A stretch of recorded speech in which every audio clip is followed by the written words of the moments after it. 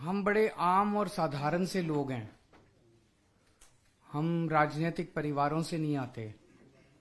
मेरे माँ बाप, दादा दादी, दूर दूर तक रिश्ते में कोई राजनीति में नहीं था और कभी जिंदगी में नहीं सोचा था राजनीति में आएंगे। दिल्ली वालों का बहुत एहसान था कि उन्होंने हमें इतने बड़े पद पे बिठा दिया और इतनी बड़ी जिम्मेदारी दे दी। मैं हमेशा ही कहता हूं कि दिल्ली वालों का ये एहसान मैं 7 जन्म में भी पूरा नहीं कर सकता। जब से सरकार बनी है दिल्ली में, हमने कभी भी इसको राजनीति या सरकारी कामकाज के दृष्टि से नहीं देखा। जैसे मेरा अपना परिवार है, मेरे माता पिता मेरे साथ रहते हैं, मेरे बच्चे हैं, मेरी पत्नी है। मैं जैसे अपने परिवार का ख्याल रखता हूं, ऐसे ही मैंने कोशिश की है कि दिल्ली में रहने वाले हर परिवार का हिस्सा बनके, चाहे उनका भाई बनके, चाहे उनका बेटा बनके, उस परिवार का मैं ख्याल रखूं।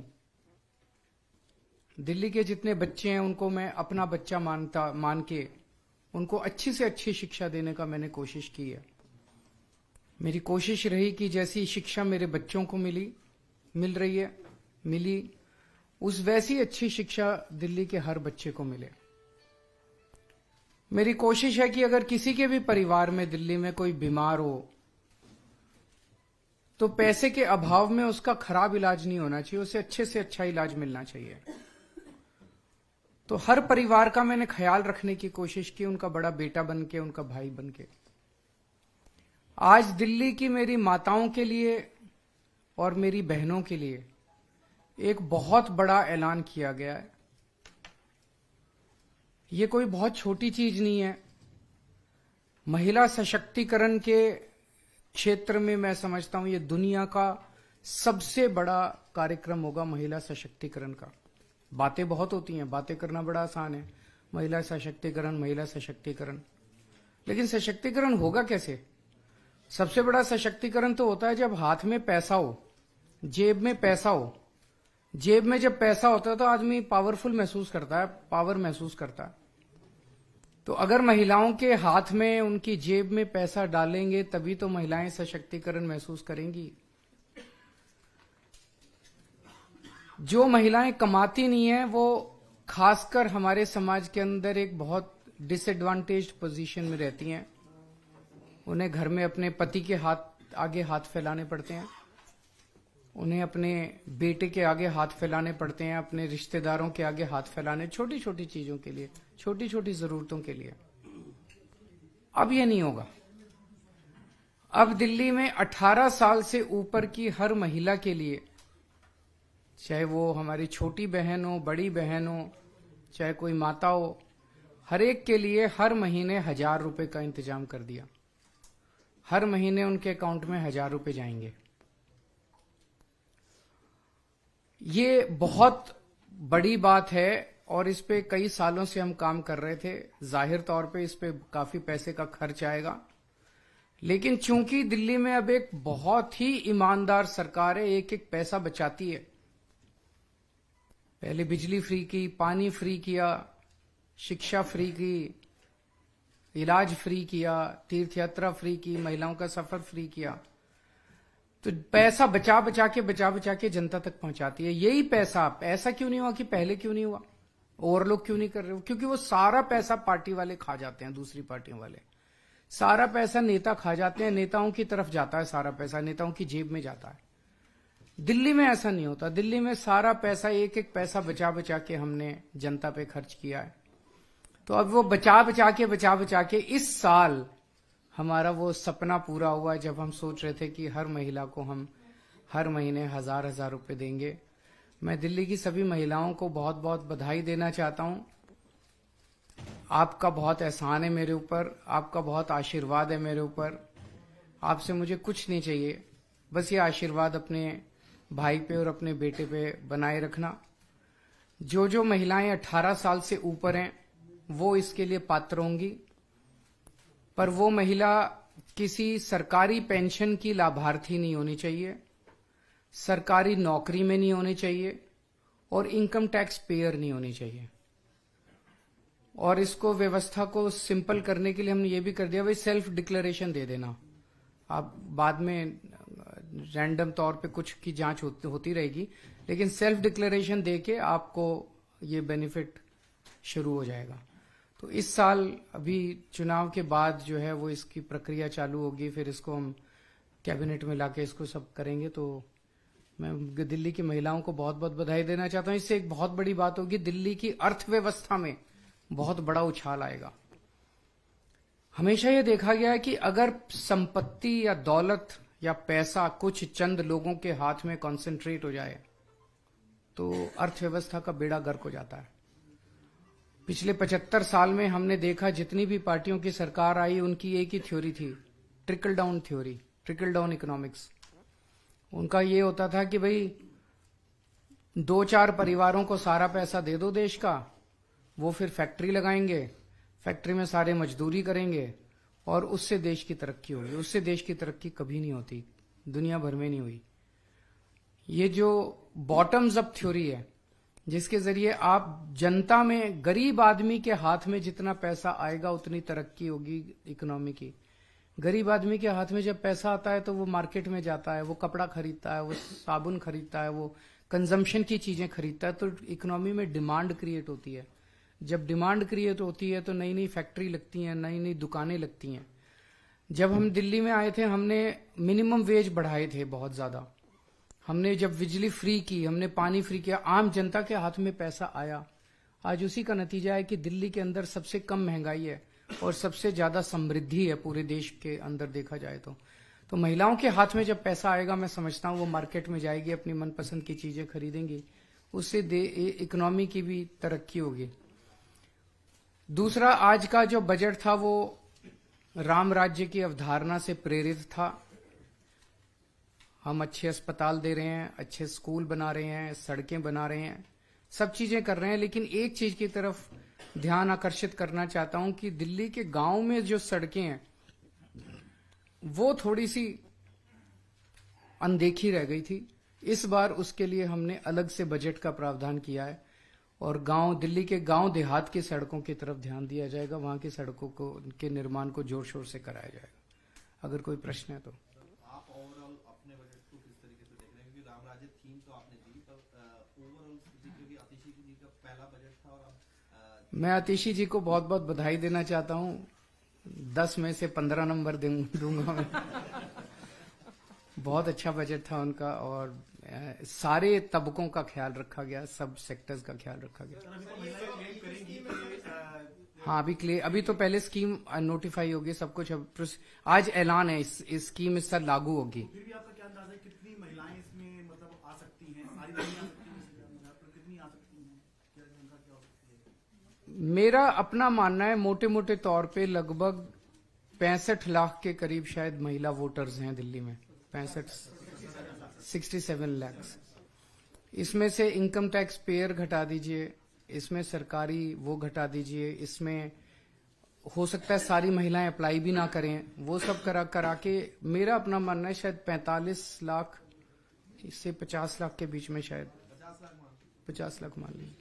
सर, दिल्ली वाले क्या समझे, स्कीम आ जाएगी या फिर कुछ अड़चने आएंगी?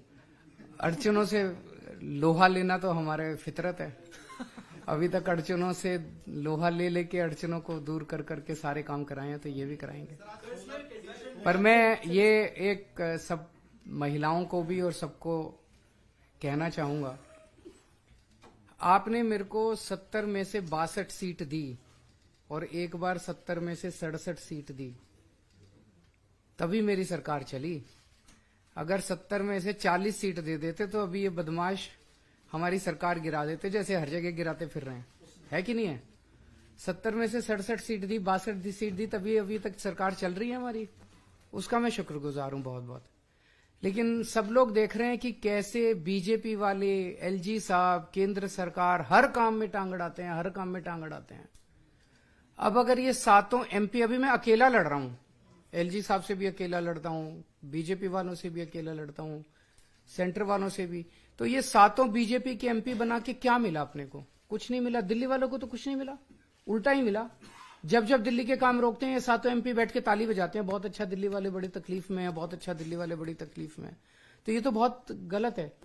तो मेरा ये सब दिल्ली वालों से कहना है कि अगर ये सातों एमपी आप इंडिया गठबंधन के दे दोगे तो ये मेरे 7 हाथ बन जाएंगे, मेरे को ताकत मिलेगी। अगली बार 7 इधर से आ जाएंगे दिल्ली से, 13 पंजाब से आ जाएंगे, 10 हमारे राज्यसभा के, करीब 25-30 एमपी हो जाएंगे। फिर किसी माई के लाल की हिम्मत नहीं है जो दिल्ली वालों के काम रोक दे। तो ये मैं ताकत आज दिल्ली के लोगों से मांग रहा हूं कि आप लोग जब वोट डालने जाओ तो दिल्ली की सोचना केजरीवाल के हाथ मजबूत करने के लिए, ताकि ये रोज मैं जो लड़ रहा हूं आप मेरे को ताकत दोगे तो किसी एलजी की हिम्मत नहीं होगी आपके काम रोकने की। सर एक एडिशन इसमें है, कई लोग देख रहे हैं कि एक चुनावी साल में आपने अनाउंसमेंट किया है, लेकिन इफेक्टिव होगा चुनाव के बाद, तो वोट बैंक जो आपकी तरफ शिफ्ट हो सकता था वो नहीं होगा, क्या ये खतरा है? क्यों नहीं होगा, होना तो चाहिए।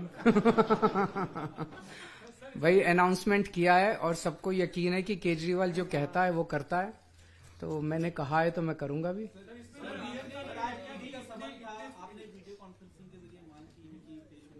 हाँ, मैंने कहा है भाई, मैं हमेशा मेरा स्टैंड ये रहा कि ईडी के जो संबंध जो आ रहे हैं वो इलीगल हैं, लीगली इनवैलिड हैं। वो क्यों लीगली इनवैलिड हैं, वो लंबे लंबे मैंने चिट्ठी, कई पेज की चिट्ठी उनको लिख के भेजी है कि भाई क्यों लीगली इनवैलिड है। उसका उन्होंने कोई जवाब नहीं दिया, उनको जवाब देना चाहिए था। जो मैंने लीगल आर्ग्यूमेंट्स लिए हैं उन्हीं आर्ग्यूमेंट्स के आधार पे दूसरे केसेस में ईडी के समन्स को क्वैश कर दिया हाई कोर्ट्स ने।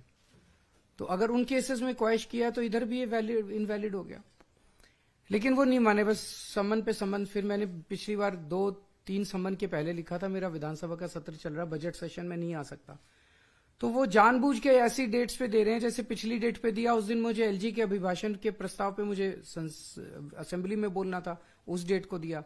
आज की डेट दी, आज हमारा बजट सत्र था। अब मैंने उनको कहा है भाई, हालांकि मैं आपके संबंध को इलीगल मानता हूं, लेकिन आपके प्रश्नों के सारे जवाब देने को मैं तैयार हूं, क्योंकि हमने कोई गलत काम किया नहीं, कुछ छुपा नहीं रहे। तो आप मेरे से प्रश्न पूछ लो, वीडियो कॉन्फ्रेंसिंग के जरिए पूछ लो। कानून में लिखा है कि ईडी की प्रोसीडिंग्स जुडिशियल प्रोसीडिंग्स हैं। जुडिशियल प्रोसीडिंग मतलब ईडी एक कोर्ट की तरह है, न्यायालय की तरह है। और सुप्रीम कोर्ट के ऑर्डर्स अब हैं, कानून बन गया है भाई, किसी भी कोर्ट के अंदर किसी भी पार्टी को वीसी के जरिए प्रेजेंट होने की अलाउड है। तो अगर मैं कह रहा हूं ये मेरा अधिकार है, अगर मैं कह रहा हूं मेरे को वीसी से अलाउ किया जाना चाहिए, तो मैं समझता हूं जरूर वो अलाउ करेंगे वीसी से, और उनके जितने मेरी जानकारी में है मैं सभी प्रश्नों के जवाब दूंगा। ये मैं अभी देख रहा था, मेरी तरफ से कोई ऐसी डिमांड नहीं है। अगर ईडी चाहे तो कर सकती है, मेरे को कोई इस पे आपत्ति नहीं होगी, लेकिन मेरी तरफ से कोई ऐसी डिमांड नहीं है। अगर हो तो मुझे कोई आपत्ति नहीं है। सर ये सवाल ये सीएम सर इधर sir, coming back to the budget, actually coming back to the budget, our government has always taken pride that budget outlay has been increasing since the government took over. This is probably the first time the budget outlay has gone down. What is the reason behind? देखिए, अगर आप दिल्ली की fiscal history देखिए तो लगातार हमारा budget बढ़ता है।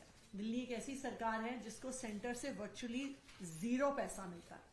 हमारा शेयर ऑफ सेंट्रल टैक्सेस, जैसा मैंने आपको कहा, 7,200 करोड़ से भी ज्यादा बनता है, बट हमें एक चवन्नी नहीं मिलती। इस साल इसको मैं थोड़ा पर्सपेक्टिव में रख देता हूं कि दिल्ली के लोग मिलके शायद सेकंड हाईएस्ट इनकम टैक्स देते हैं बॉम्बे के बाद।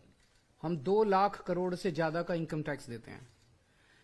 अब जो संविधान है उसमें लिखा है कि इनकम टैक्स कलेक्ट करने की जिम्मेदारी केंद्र सरकार की है, लेकिन केंद्र सरकार इनकम टैक्स को स्पेंड नहीं कर सकती। केंद्र सरकार को इनकम टैक्स राज्यों के अंदर बांटना होता है। तो दिल्ली के लोगों से 2 लाख करोड़ रुपए का इनकम टैक्स लेके वो सारा का सारा 2 लाख करोड़ रुपया पूरे देश के अन्य राज्यों में बांट दिया जाता है। दिल्ली को उस 2 लाख करोड़ रुपए में से केवल और केवल 325 करोड़ रुपए दिए जाते हैं। ये अब वो भी बंद हो गया, वो भी बंद हो गया। तो एक नया पैसा हमें नहीं मिलता उस 2 लाख करोड़ में से।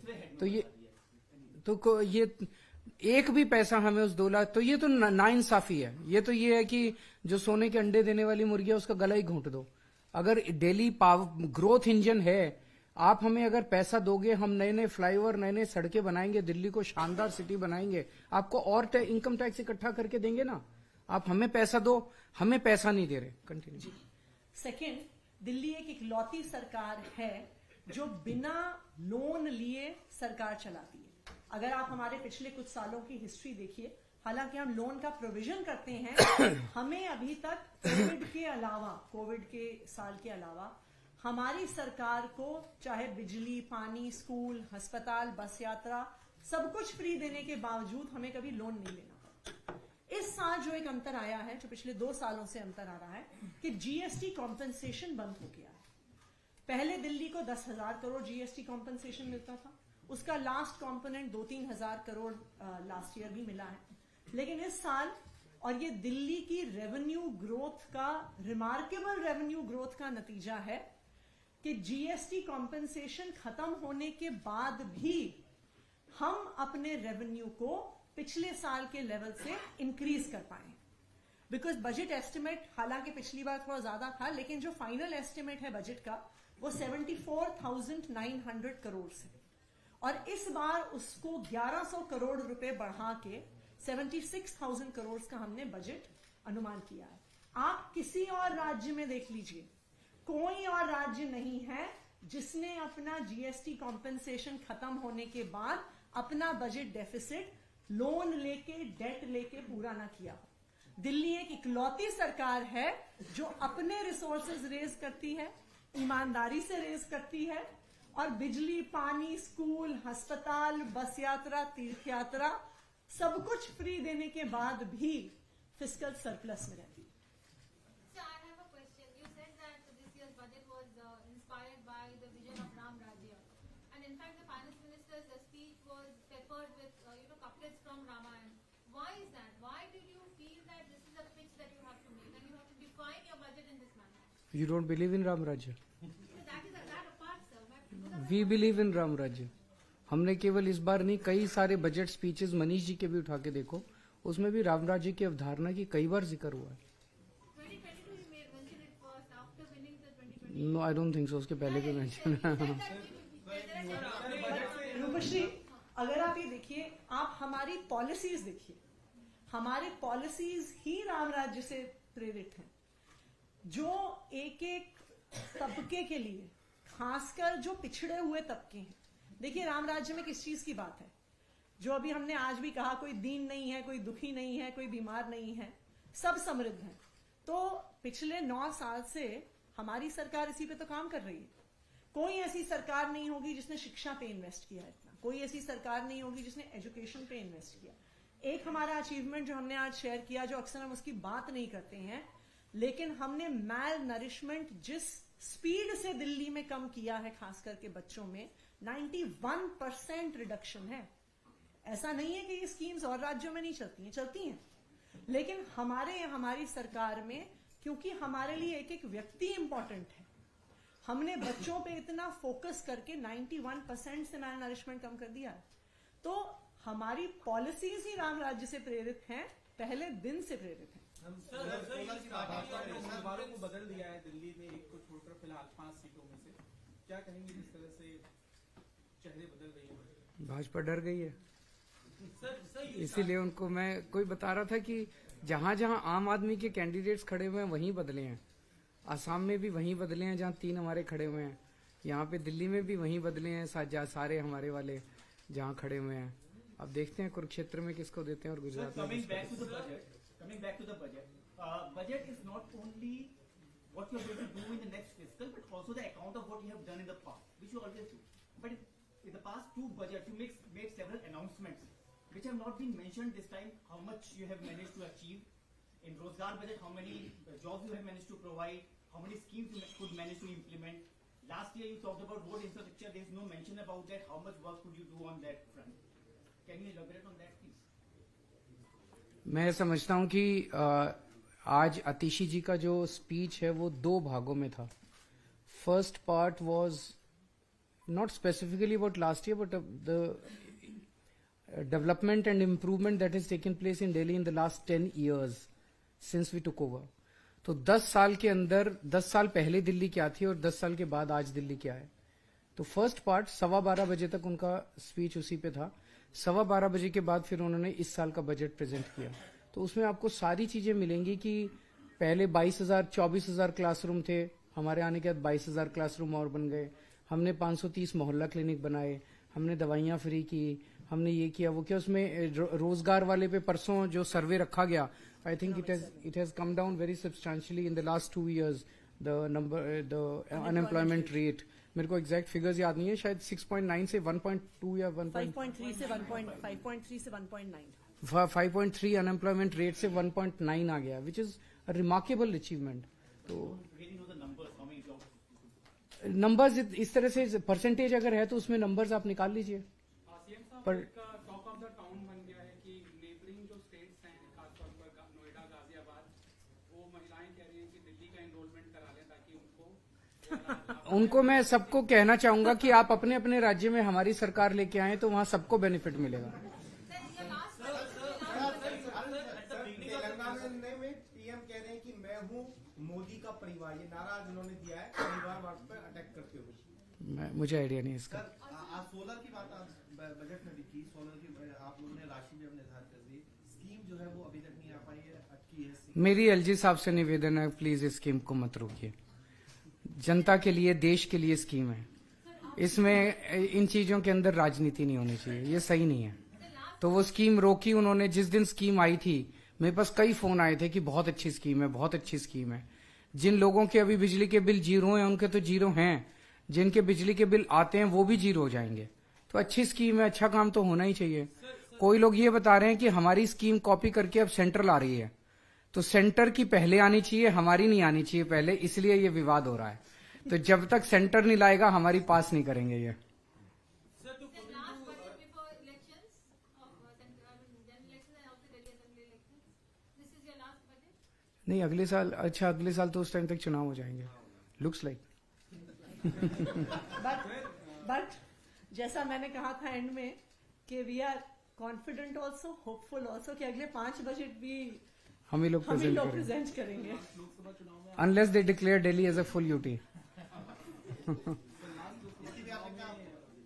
आप ही लोगों से पता चलता है, आप ही लोग बताते हो। फूड राज्य मुद्दा पर लास्ट लोकसभा चुनाव में इस बार क्या आप तैयार कर रहे हैं कैंपेन दिल्ली और फिर बाकी जगह भी? मेरा एक ही चीज है सबको कहना कि अगर आप अपने, देखो तमिलनाडु वाले लोग जो हैं वो तमिलनाडु वाली पार्टी को सारे एमपी दे देते हैं तो उनकी हाथ ताकत बढ़ती है।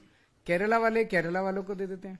दिल्ली वाले अपनी दिल्ली वाली पार्टी को अगर सारे एमपी दे देंगे तो हमारी ताकत बढ़ेगी, हमारे हाथ मजबूत होंगे, तो जाके उनसे सेंटर से लड़ने में हमारी ताकत बढ़ेगी। अभी सेंटर से अकेला मैं लड़ता रहता हूँ, एलजी साहब से मैं लड़ता, फिर हमारी ये साथ लड़ेंगे ना जाके। तो मेरी दिल्ली के लोगों को ये गुजारिश है कि आप हमारी ताकत बढ़ाओ। जैसे आपने 62 सीट दी, 67 सीट दी, सर माथे पे आपका आशीर्वाद, लेकिन इसमें भी आप हमें ताकत दो ताकि हम इनसे आपके हक ले। मैं ये 7 सीट अपने लिए नहीं मांग रहा, अपने बच्चों के लिए नहीं मांग रहा कि बच्चों को सेटल करना है इसलिए 7 सीट दे दो। आप ही के बच्चों के लिए मांग रहा हूँ, आप ही की खुशहाली के लिए मांग रहा हूँ, आप ही के परिवार के लिए मांग रहा हूँ, दिल्ली के लिए मांग रहा हूँ। आप मेरे हाथ मजबूत करोगे मैं और आपके लिए काम कर पाऊंगा, है ना। सर मैनिफेस्टो मिलके आएगा क्या 7 सीटों के लिए, आम आदमी पार्टी और कांग्रेस का? मेरे को इसका कांग्रेस का ज्यादा आइडिया नहीं है।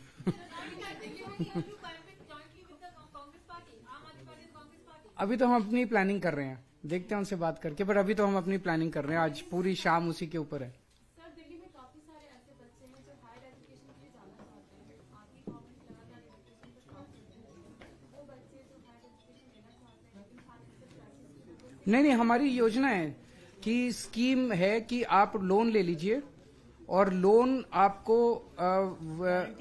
गारंटी सरकार देगी। आपको अपनी कोई ज्वेलरी बेचने की जरूरत नहीं है, कुछ गिरवी रखने की जरूरत नहीं है। वहां से निकलने के बाद, पढ़ाई से निकलने के बाद आपकी नौकरी लगेगी। नौकरी करने के 15 साल के अंदर आप वो लोन आसान किश्तों में चुका सकते हैं। तो हायर एजुकेशन में तो दिल्ली के अंदर बहुत अच्छी योजना है ये, उसका प्रचार करना चाहिए हमें। Sir, at the beginning of your press conference, and you have said this time and again that Delhi वाले आपके पूरा परिवार है, आप कोई आपके माँ बाप की तरह है, कोई आपके भाई है। At this point of time on social media, every cabinet minister of the Modi government has been putting out Modi ka parivar in their bracket as as they call it कि हम I have no idea. Someone asked this question just now. I have no idea about this. I have not seen this. किसको परिवार मानते हैं sir? वो मोदी का परिवार मान रहे हैं, बीजेपी वो शायद अपने कैबिनेट मिनिस्टर्स को अपना परिवार मानते हैं. मैं दिल्ली के 2 करोड़ लोगों को अपना परिवार मानता हूँ. Thank you.